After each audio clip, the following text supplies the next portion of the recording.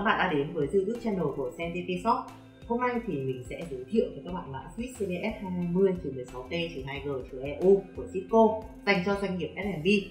Nếu mà doanh nghiệp của các bạn hoặc là khách hàng có ngân sách khiêm tốn thì đây là một con switch cực kỳ vừa miếng, bởi vì là nó có giá cả rất là phải chăng này, rất dễ sử dụng với bảng điều khiển trực quan Cisco Business Dashboard hoặc là qua mobile app trên điện thoại rất là tiện dụng. Kèm theo đó là khả năng bảo mật tốt cũng như là độ tin cậy cao.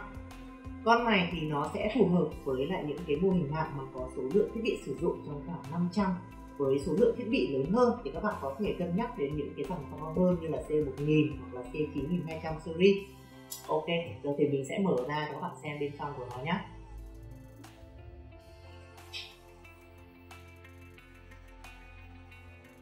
Dòng SMB này Cisco thiết kế trông rất là xịn sò.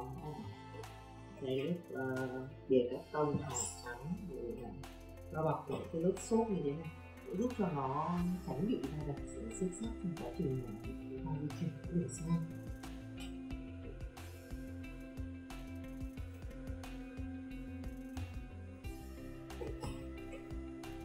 Đây là con switch của chúng ta này, gắn ở đây là một cái quyển hướng dẫn sử dụng nhanh.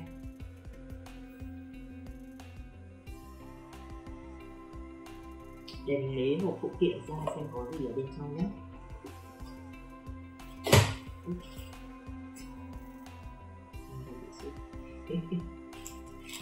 Đây là một cái bộ mounting kit này để chúng ta cố định thiết bị. Tiếp theo thì là một cái dây nguồn. Hết rồi các bạn. Rồi để mình lấy con switch ra nhé. Rồi chúng ta sẽ xem đến mặt sau của switch trước nhé. Đây thì sẽ là một cái cổng console của J45 này, đánh dấu màu xanh dương ở dưới đây. Cổng này thì chắc là anh em kỹ sư quá quen thuộc rồi, không nói nhiều nữa. Bên này thì là một cổng nguồn AC để chúng ta cắm cái dây nguồn vào cái nguồn đây.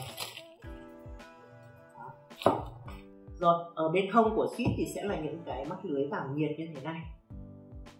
Đó, con này không có quạt cho nên là những cái mắt lưới tản nhiệt này nó sẽ giúp phát nhiệt ra cái switch trong quá trình mà nó hoạt động. Và vì cũng vì không có quạt nên nó sẽ chạy rất là êm và chúng ta hoàn toàn có thể đặt ở trên bàn làm việc, không sợ về nhà ảnh hưởng đến những cái nhân viên làm việc văn phòng. Ok, còn đây thì là mặt trước của switch này, các bạn có thể thấy là nó có một cái đèn trạng thái ở đây và bên dưới thì là một cái nút reset nhỏ xíu này. Để dùng được nút này thì chúng ta sẽ cần đến một cái tăm hoặc là cái túi hút cận nhỏ xíu để nhấn giữ ở đây khoảng 10 cho đến 15 giây thì sẽ khôi phục được về cái cấu hình ban đầu mặc định của switch. Trong quá trình mà nó hoạt động và ví dụ gặp sự cố gì đó mà chúng ta muốn khôi phục được cấu hình ban đầu thì chúng ta sẽ dùng cái nút này.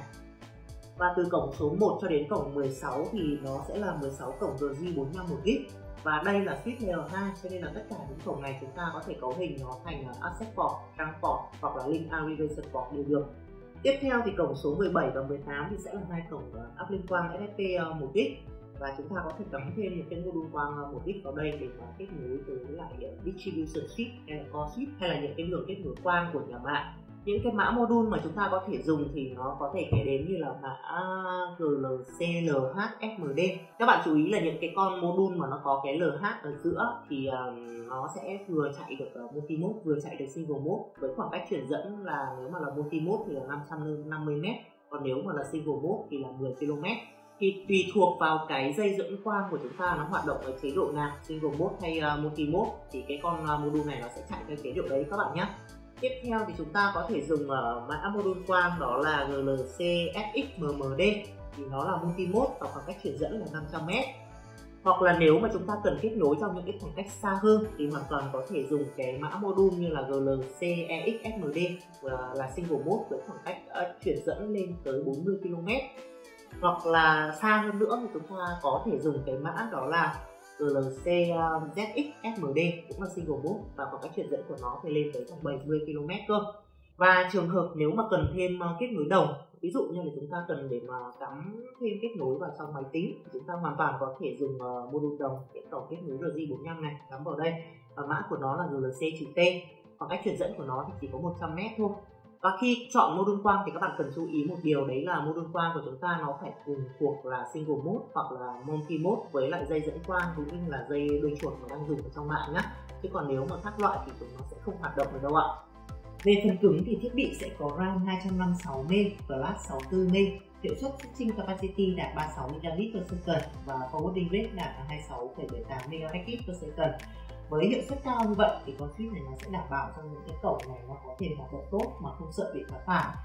Và các cái tính năng Layer 2 mà switch hỗ trợ có thể kể đến như là port grouping, tức là link aggregation, cho phép tạo tới 8 group, mỗi group 8 port, hỗ trợ tới 256 active VLAN. Các loại VLAN như là Management VLAN này, Guest VLAN này, Portbay N82.1 Kill Pathway VLAN, GVRP tức là Generic VLAN Registration Protocol, cho phép quản lý cấu hình và ép các port vào VLAN một cách dễ dàng hơn. Giao thức IGMP Snooping V1, V2 và V3 thì sẽ cho phép chúng ta triển khai những cái dịch vụ multicast như là IPTV được tốt hơn, hỗ trợ tới 256 multicast group. Tính năng port mirroring thì cho phép chúng ta capture tất cả những cái traffic đi qua port để mà phân tích. Ví dụ như là traffic đi qua một port này thì chúng ta sẽ có thể capture lại và chuyển nó sang một port khác để mà xem xét và phân tích những cái gói tin đó. Một cái điểm vô cùng tiện lợi của con switch này đó là chúng ta có thể quản trị nó thông qua giao diện Cisco Business Dashboard trực quan, dễ sử dụng, giúp tự động hóa đi rất nhiều thao tác cấu hình triển khai, tiết kiệm được thời gian và công sức, cũng như là không cần đến IT phải có quá nhiều kinh nghiệm mới sử dụng được. Công cụ này thì cài đặt được trên tất cả những cái trình duyệt web phổ biến nhất như là Chrome, Firefox, IE hay là Safari, v.v. Và đương nhiên thì nó vẫn hỗ trợ quản trị cấu hình bằng câu lệnh thông qua CLI, SSH hay là Telnet. Bạn nào mà quen dùng lệnh thì cứ việc sử dụng nhé. Nhưng mà cá nhân mình thì thích sử dụng dashboard này hơn vì nó rất là dễ nhìn và dễ thao tác nữa. Ok, như vậy là mình vừa review nhanh cho các bạn những cái đặc điểm cũng như là tính năng cơ bản nhất của con switch Cisco CDS220-16T-2G-EU. Một sự lựa chọn quá là hợp lý cho doanh nghiệp quy mô vừa và nhỏ như là những cái nhà hàng hay là khách sạn hay là văn phòng công ty, v.v. Còn các bạn đánh giá về con switch này như thế nào? Cho mình biết ý kiến của các bạn bên dưới comment video nhé. Và nếu thấy video này hữu ích thì đừng quên ủng hộ CMTT Shop một like, share cũng như là subscribe kênh nhé. Cảm ơn các bạn rất nhiều vì đã theo dõi video này. Xin chào và hẹn gặp lại trong những video tiếp theo.